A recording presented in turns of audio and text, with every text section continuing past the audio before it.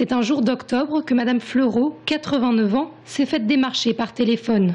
Dès le lendemain, les deux démarcheurs étaient chez elle, reçus par son fils Jean-François Fleureau, 67 ans.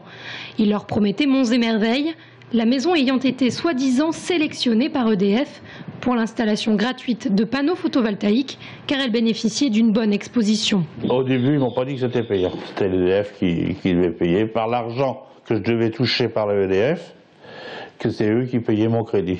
Un crédit contracté le jour même pour régler une facture de 55 000 € correspondant à la fourniture et la pose de photovoltaïques, pompes à chaleur et éoliens. Un crédit sur 20 ans pour un homme de près de 70 ans. Quant à la mère, qui approche des 90, elle a dû se porter caution solidaire. Une situation absurde qui pourtant ne leur a pas semblé louche ce jour-là. Moi, ils m'ont baratiné et je ne sais même plus où j'en étais. Plus du tout, je ne savais plus où j'en étais, j'étais un peu perdu. Ils m'ont presque forcé à signer. Des arnaques dirigées vers une cible de choix, les seniors, souvent isolés et parfois influençables. La CLCV a d'ailleurs toute une pile de dossiers qui rentrent dans ce cadre-là.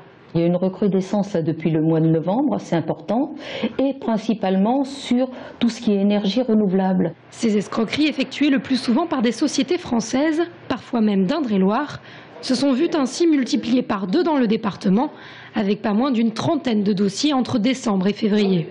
Pourtant, quelques règles simples suffisent à éviter ces pièges, comme demander la carte professionnelle aux personnes qui se présentent à votre porte ou se renseigner sur l'entreprise avant de signer quoi que ce soit.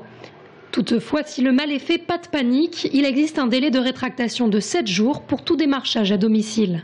Le démarcheur n'a pas le droit, le jour de la signature, de vous demander de l'argent, un chèque. Il faut qu'il revienne minimum 8 à 9 jours après, si la personne ne s'est pas désistée entre-temps. Si vous voulez en savoir plus, la CLCV organise régulièrement des actions de prévention. La prochaine, ce sera le 8 mars à la Croix-en-Touraine.